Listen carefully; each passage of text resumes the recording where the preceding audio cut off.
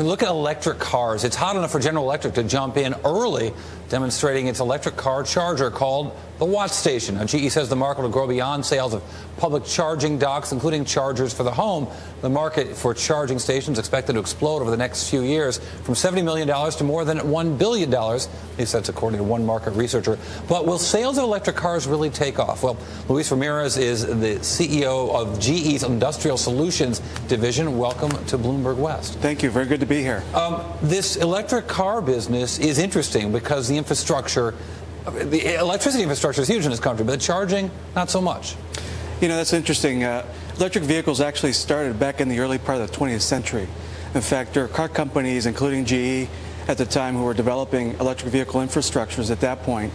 And one of the big differentiations then to now is the ease that we can bring the technology into people's use in homes and also in industry. How so? What's easier? It's easier because we have software, we have networks, and we have ways that people can actually interact with the technology in a way that they can make it part of their lifestyle, similar to how we've seen smartphones and iPads come into our lifestyles today.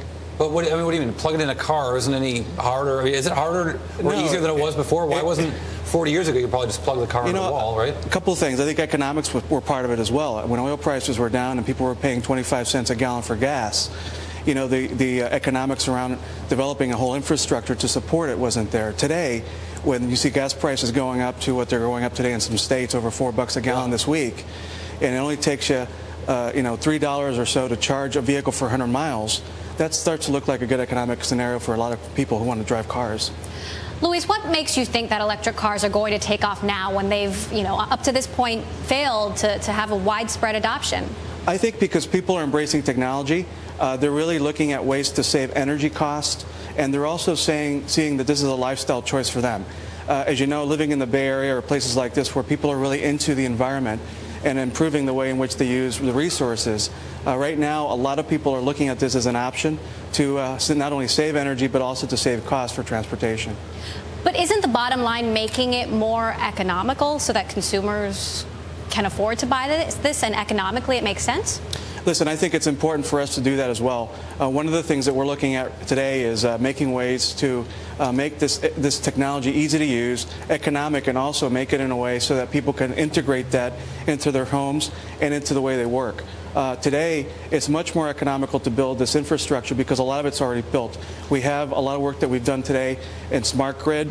We have technology that actually helps us to manage the electricity loads between the buildings and the people who are using the cars. We also have people looking at ways to introduce this technology for ways to save energy on a daily basis. So I think a lot of this has happened recently in the last couple of years, but right now the adoption rate of electric vehicles is really going to be predicated on economics meeting ecology. Now, what do you drive? Right now I drive a combustion engine car.